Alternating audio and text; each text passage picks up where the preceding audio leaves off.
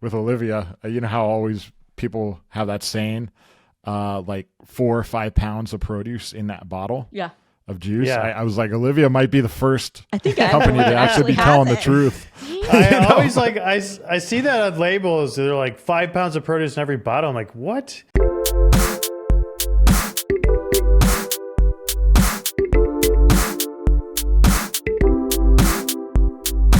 It's another Friday. This week I did it my way.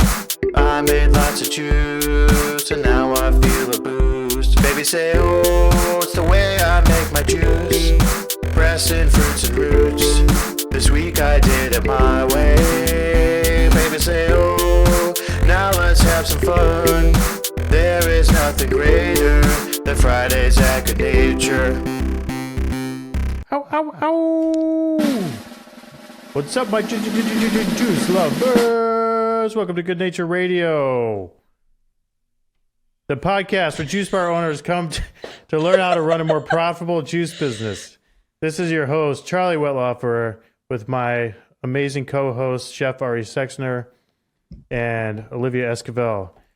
This podcast is brought to you by Goodnature, the world leader in cold pressed juice machines and juice bar consulting, founded by my dad in 1976 in Buffalo, New York. If you'd like to send us a comment or question or leave us a voicemail, head over to goodnature.com/radio, where you can request a free consultation with our juicing experts and download valuable resources. So welcome to season 2. I'm officially calling this season 2 Goodnature Radio. Nice. We got renewed Yeah. Yes. by us. Yep.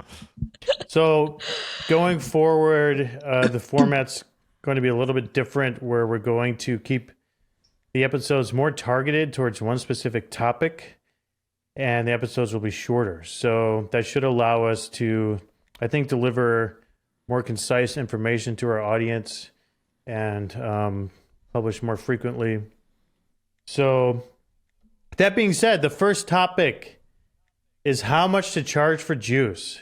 So basically, how to come up with prices, how we should think about pricing, where prices come from, and how much to charge for your juice or smoothies or whatever when you make it in your juice bar. So before we get started, I think I would just like to talk about pricing in general, and then we can get into the nitty-gritty details of how to actually do it. But pricing is a very ambiguous thing when you're trying to decide how much you should charge for something, right? Because you could charge a lot, you could charge a little, you could make lots of profit, you could make no profit.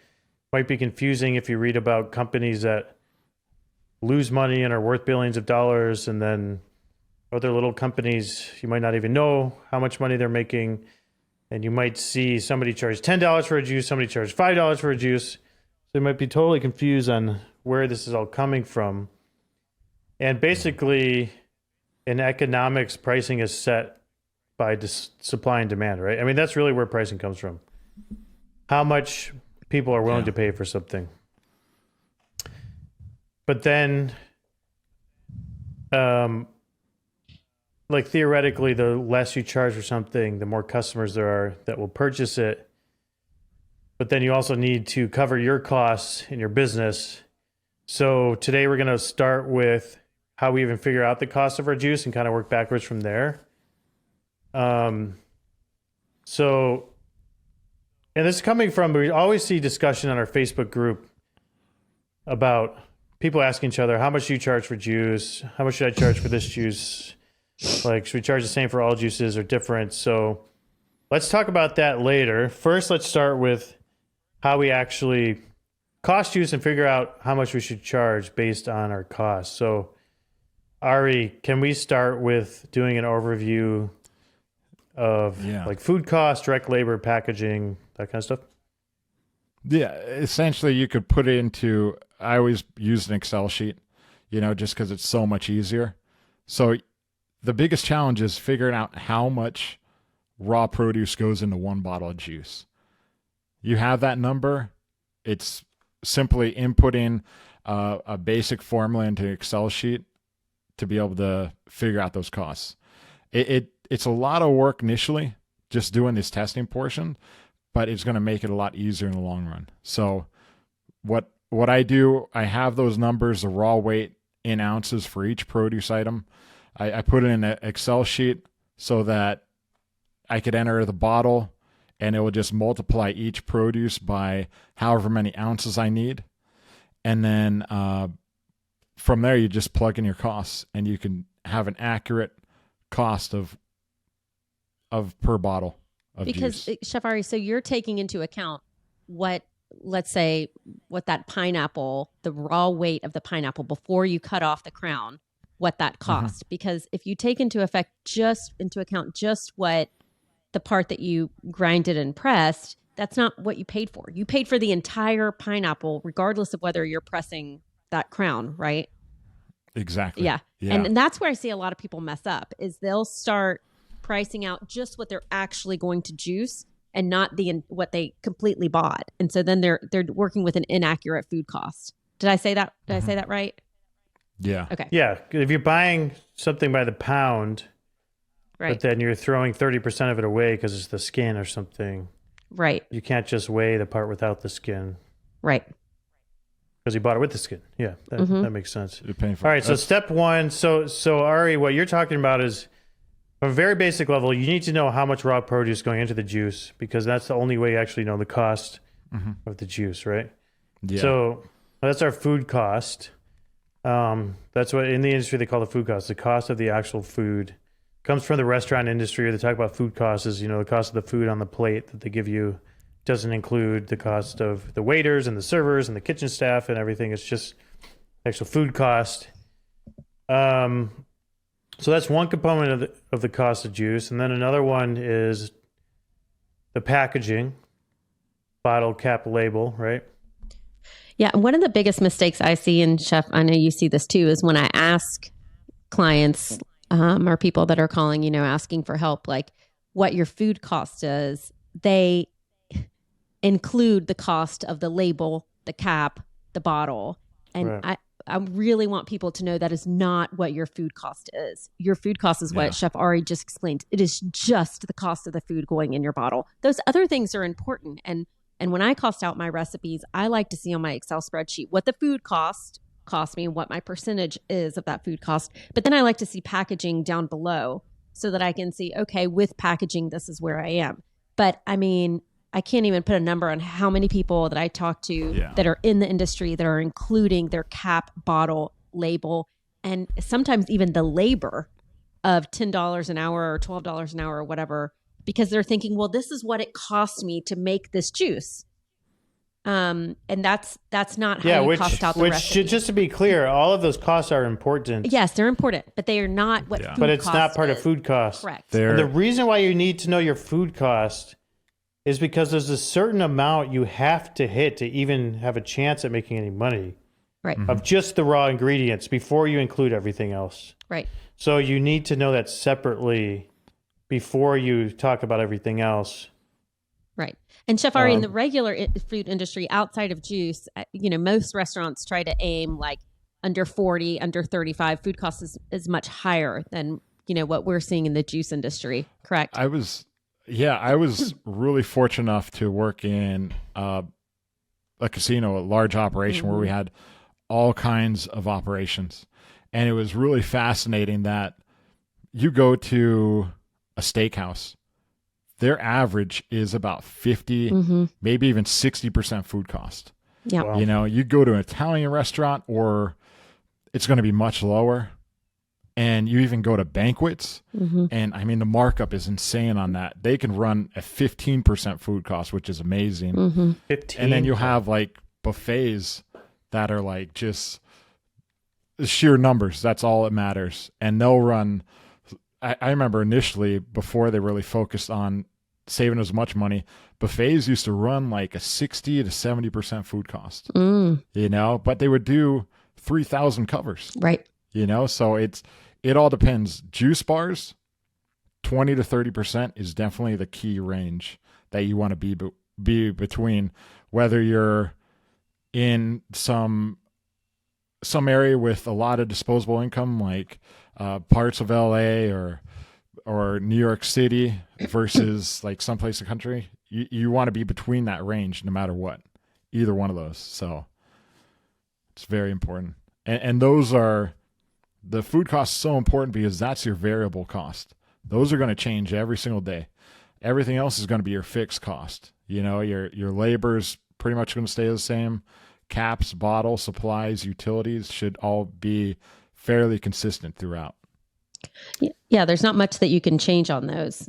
So, I think it's really important that when you're creating your menu, this is why I always ask, like, what are your juice prices? And often people will say, oh, all my juices are $10. And we can talk about that, Charlie, when you're ready. But this is why it's so important to have a menu that where you know what your food cost is, so that you can have some that are, you're always going to have loss leaders that are just your most popular ones. They're delicious. They don't make you a lot of money, but then you kind of support your menu with other ones that are just cash cows, that you can run a 6, 7, 10% on, like a watermelon feature in the summer.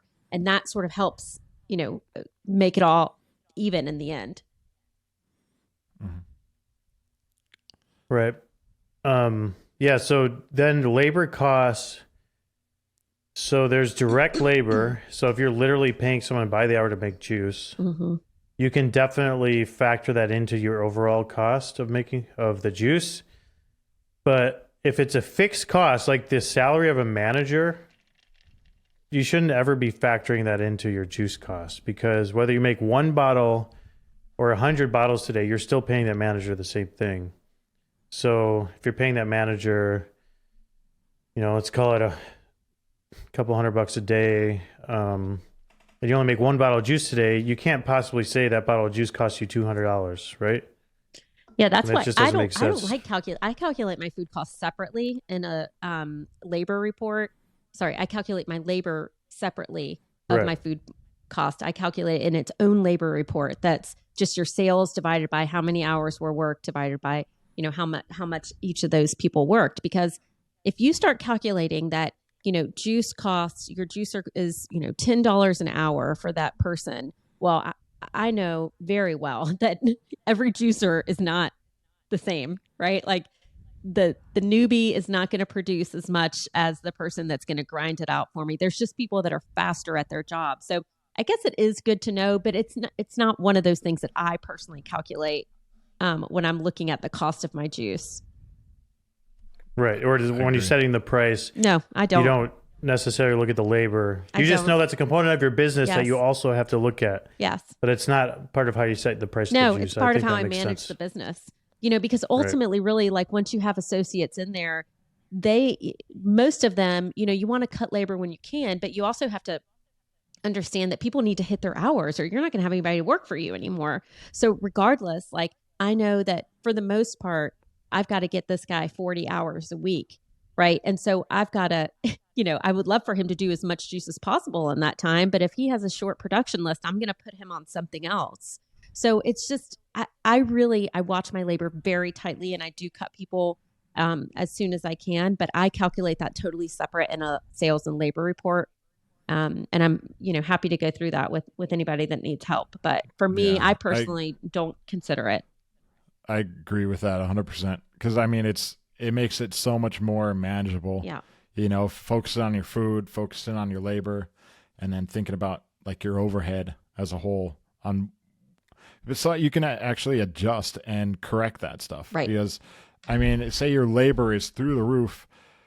You want to avoid raising your prices on your juice. Right. Just to counteract for that. That's right. not totally the correct answer. It's going to. Yeah. And it's also like you can't, like the point I was trying to make before, you can't say that your juice costs you more today because it made less. Correct. It doesn't make any sense. You can't run your business like that. Mm-mm. But that's still one of the most frequent questions, like on the cost of goods articles I wrote and stuff. It's always like, well, what about your overhead? Like but that is important to your business, but it's not part of your cost of goods sold, right? It's like other expenses.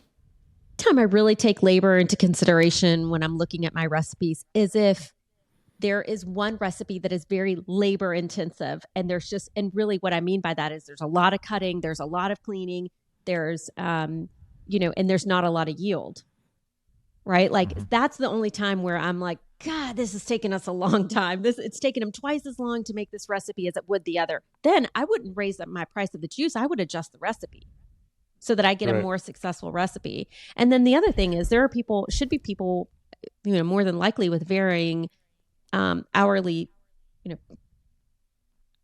rates in your juice shop. So, and there should be more than one person trained on the juicer, right? And like Chef Ari says, he doesn't like to keep everybody in one position for too long because they lose their motivation. So, I have people that juice on the machine. They all have different rates just depending on how long they've been with me, their experience. The only time I ever take into consideration the changing a price of a juice is when food costs change or if something else significantly changes. But if I speak to a lot of clients who are in California and their minimum wage is outrageous. It's outrageous. And they're like, I have to charge more for my juice. And I'm like, but that's not where we got to do it. Like, let's look at the $1.50 labels that you're right. Because you're going to have to pay that minimum wage, but we can't have a juice, that we're just inflating the price of it and capping it up to a $15, $20 juice just because you're trying to account for the labor costs. Like, we've got to find that money somewhere else. Yeah. Because then you get into your recipes, making it. Mm-hmm. You're just going to stop selling juice if you make it $20, So that's where you get into the problem of supply and demand, where there's just not that much demand for $20 juice, even though we wish there was. But that's where you can get into like, hey, let's do bigger bulk production and sell juice cleanses, and let's do grab and go items. And you got to figure out how to make your labor costs make your labor more productive for your business.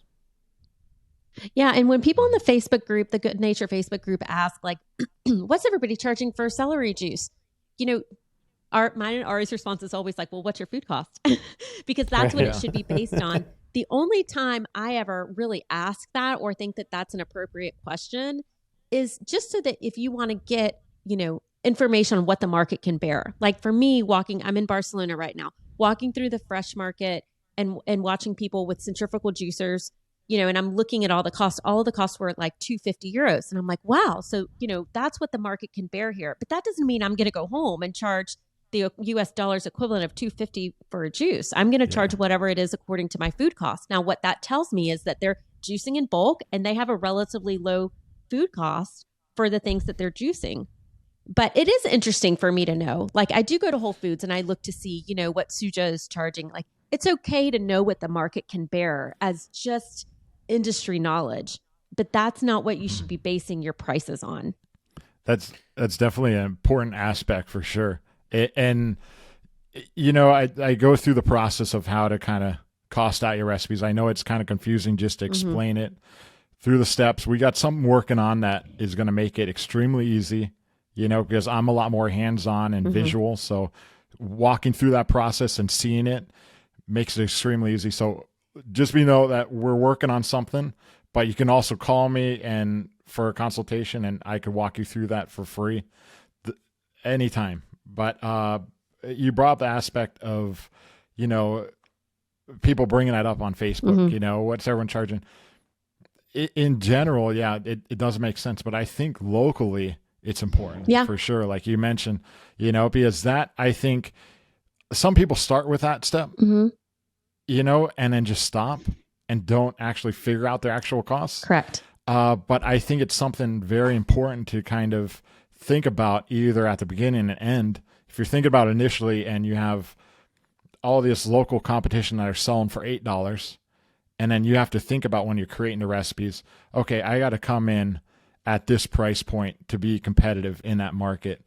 Or at the end, after you cost out your recipes and say, oh, all my competition is selling for $8, I need to tweak this recipe to hit that price point, and make the adjustments. In general, it doesn't make sense, but really local, what you're addressing, what your competition's selling it for is extremely important. I would also say if you are looking at the competition, which is a totally reasonable thing to do, make sure you are looking at a truly comparable product. Like if you're a little mom and pop shop selling fresh raw juice, don't compare yourself to Suja at the grocery store. For sure. That is a totally different business. They make hundreds of thousands of bottles of juice in a giant factory. Owned by Coca-Cola or whatever. Yeah. Yeah. And it's like HPP'd and they ship it all over the country. So that's a very different business and they run their business completely differently than you do.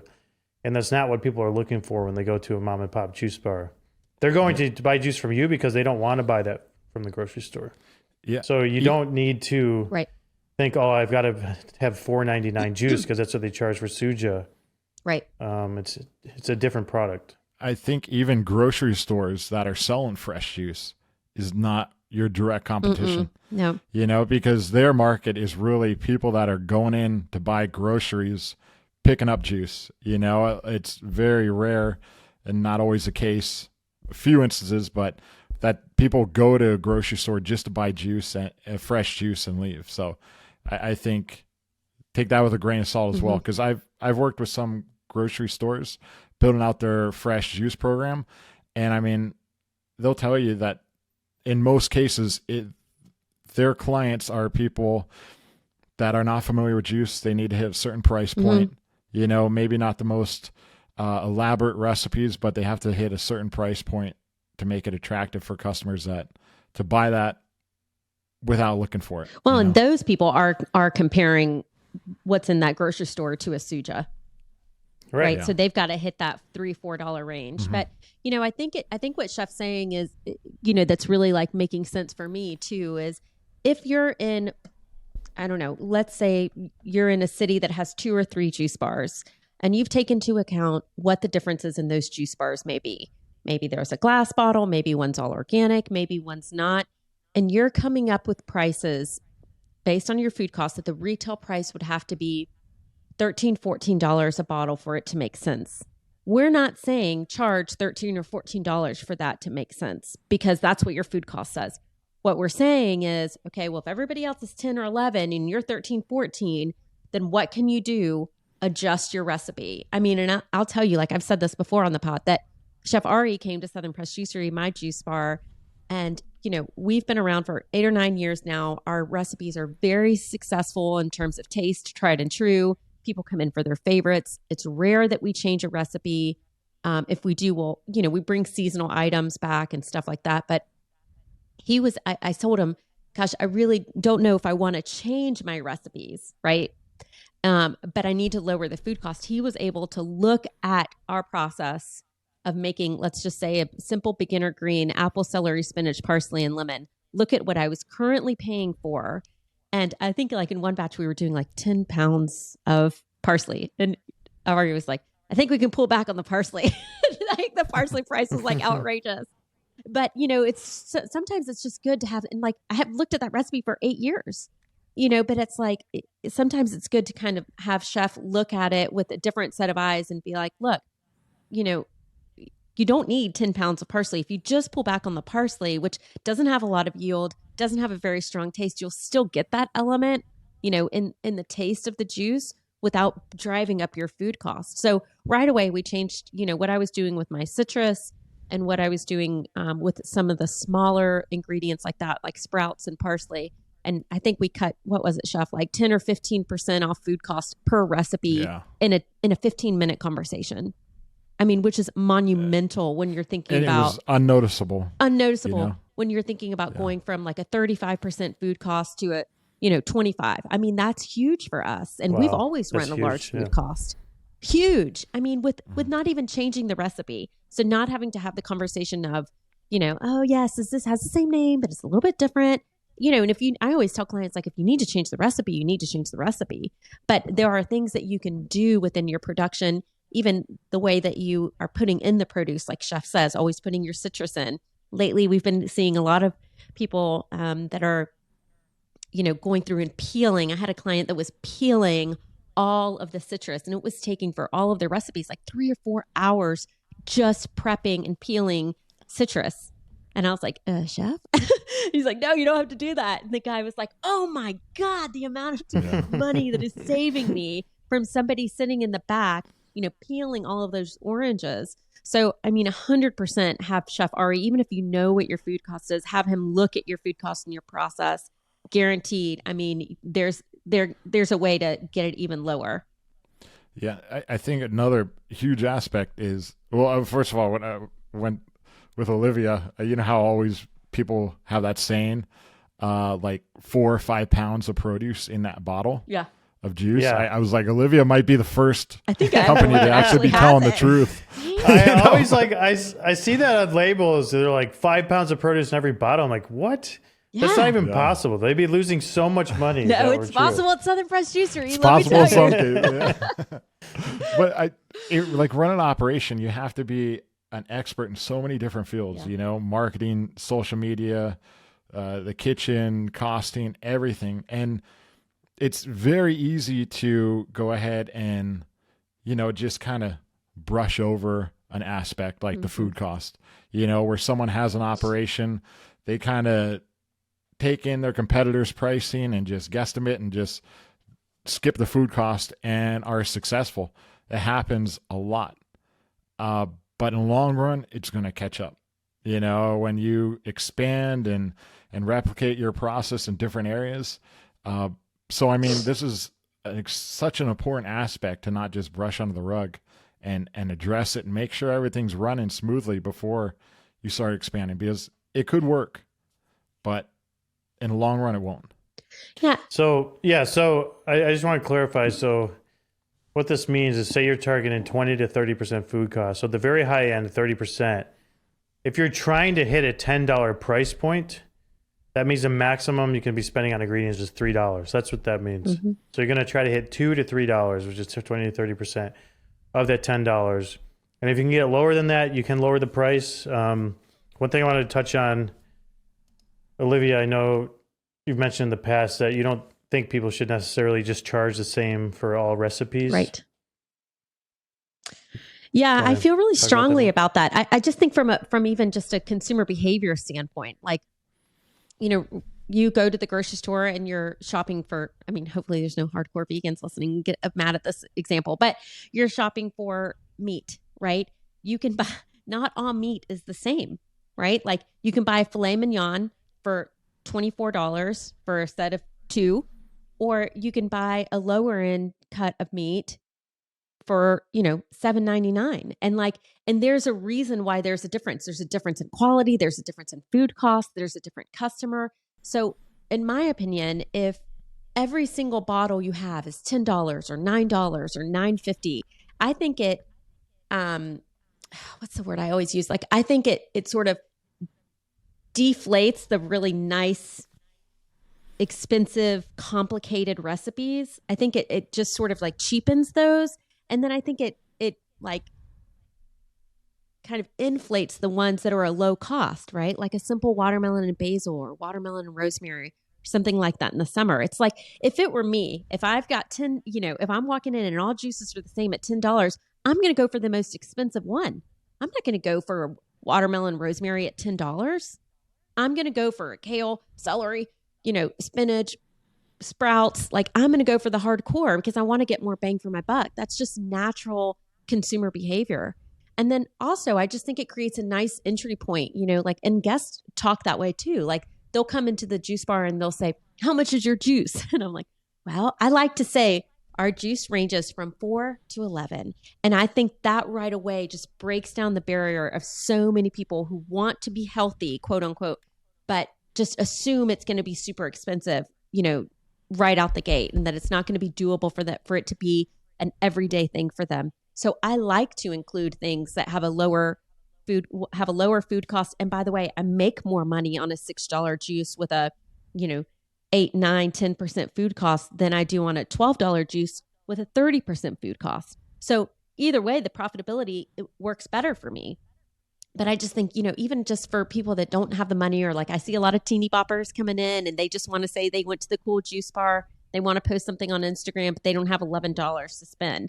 You know, they can grab something out of my cooler, full 16-ounce size for $4 or $5. And so I just think it's really important then it really becomes, they're deciding based on what they're looking for.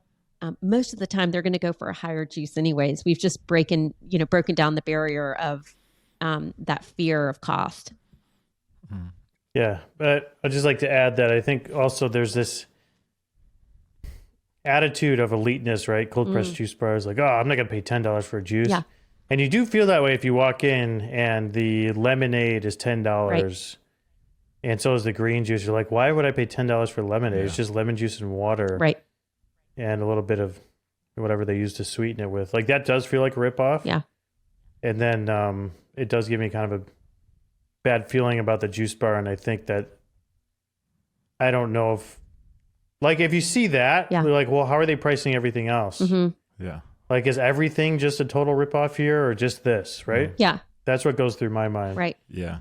I think that's like amazing too. I know Olivia always talks about like lost leaders Yeah. and stuff like that. And there are some juice bars that they truly believe like they just want to bring healthy to the masses, you know, and make it more affordable. But I was talking to a client the other day, and I mean, I think one of the old school juice shops that has a great example of this too. I believe it's called Beverly Hills Juice in California. They have they've had on forever a $3 bottle of carrot juice, just pure carrot juice.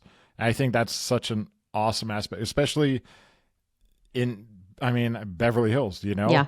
going into a juice bar and seeing something for $3 is awesome. Unheard of. Yeah. You know, or even have an aspect where you have one particular item, like right now, watermelon's amazing. It's cheap, high yielding.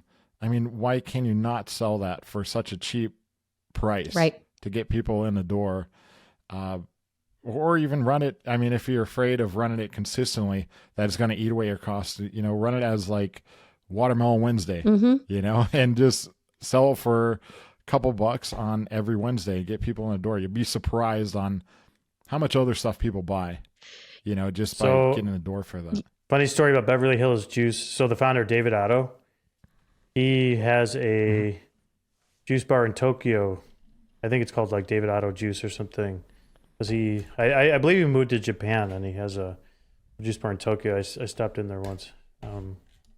Pretty cool. But that place has been around forever, since like 1975, I think, in Beverly Hills. Yeah, but he's a true old school dude. Well, I mean, one of the things that I see a lot too is, you know, when I'm looking at people's recipes and deciding whether or not they need to go to Chef Ari, because that's the first thing I do before we talk about branding, marketing, anything, is let me look at your recipes and your food cost. And, you know, if there's something that I feel like I can edit pretty quickly, like, ooh, you know, you've got celery in every single thing, like, then, you know, I can make a comment. But most of the time I'll send them to Chef Ari and I'm like, you need a little bit of time with Chef. But one thing that I see that a lot of people is worrying a lot of people is they're picking these really volatile ingredients. And when I say volatile, I mean the price of them changes a lot. And celery is one of those. And they'll have, you know, celery in 5 out of their 6 offerings. And celery is one of those that goes up and down. I am not of the belief that every single time our food cost rises, we change the price of our recipes in our retail case. You do it when you have to, but I've been open 8 years. I think, you know, I've told you, I think I've changed the price across the board one time. Now, here and there, I definitely will. But in terms of like everything is going up $1, I think I did that one time during COVID. But what I always try to do is if there is something in my case that I just cannot handle anymore, I either decide, because the food cost has gone up too much, I either decide, do we retire that juice for a little while until things settle back down, which is totally acceptable to do. Do I continue to make it and have it be a loss leader? Like, where is my food cost coming average? And that's another thing I really want people to know is not just your food cost of every single bottle, but what is your juice bar running as an average food cost? Because that tells me, hey, okay, we're pretty healthy. You know, then if we're running a 17% food cost, I can afford to have a little loss leader in there that, you know, is a small one product. But either retire the juice, or if we have to increase the price, one thing I really like to do, and it's just, I don't know, it's almost like a mental thing for me, is if I feel like I really have to increase the price of something, I find something else that I can decrease the price of. Because it allows that conversation, which, you know, I just think this industry is all about community. It allows that conversation when I'm at the point of sale system and a regular guest says to me, oh, Olivia, like my favorite green juice went up $1. Then I can say, I know it did. Food cost has been rising. That one went up $1, but these two went down $1.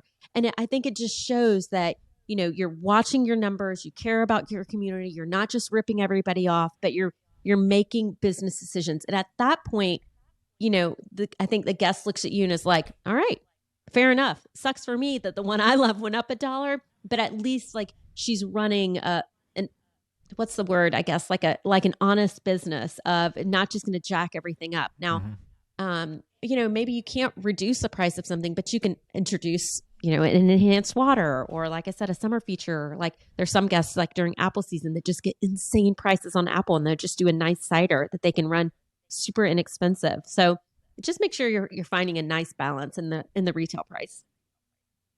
Yeah. Having your food costs figured out really helps. Yeah. Being transparent, Yeah, for sure. All right, cool. So I want to wrap this up. So when you're asking the question, how much do we charge for juice? Start at your food cost and go from there. It's okay to look at the competition, see what they charge, but all that should do is give you a guideline as to what your final price can be, and then make sure your food costs are in line with that. Don't just set the price and then start selling juice. You really need to make sure you're hitting that 20 to 30% food costs. And then from there, you can start to look at labor costs and packaging and fixed costs and that type of stuff. All right. So all that being said, how much should I charge for celery juice? Right now, it's expensive. How much are you paying for celery, Charlie? What's it going for in Spain? Don't ask me that. Just tell me what to charge. Yeah. All right. Thank you guys, for the first episode of our new season.